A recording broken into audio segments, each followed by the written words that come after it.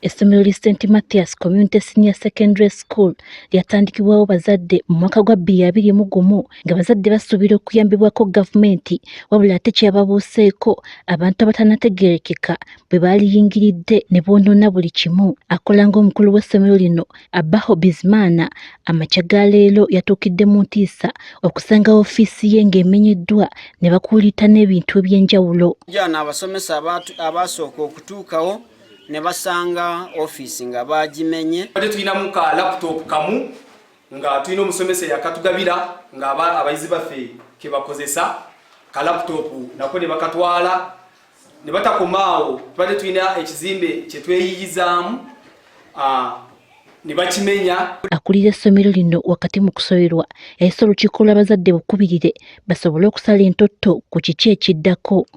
Ng'ogyeko n'ekyo n'ekizimbe mwe tubadde tukwasiza siniya ey'okusatu nga bwe tuteekateeka okuzimba temporary shelter ey'okubakyusizaamu nakyo twasanze baakimenye. Ono era ategeezezza nga bwe beekubidde enduulu ku poliisi.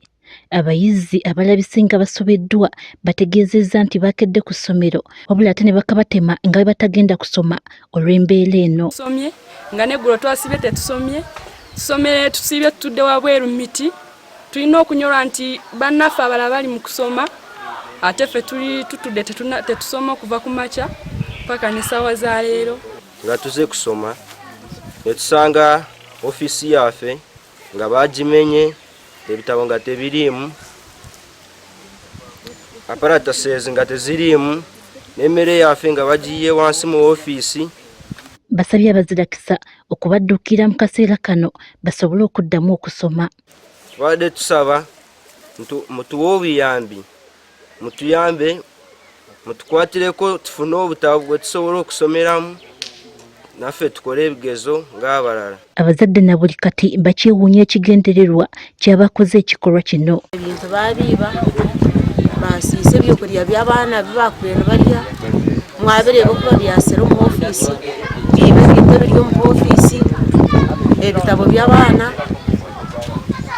na masiini z'abaana z'okukozesa za laboratory kale batukutwara mu mbeera mbi. Nooreba niyo ekizimbe kintara nakyo okuba kihenzere. Poliisi ne bakuzuula abakoze ekikolwa kino ng'ekyagenda mu maaso n'okunoonyereza. Barbara Nareso agaffeeyo ku Spark TV.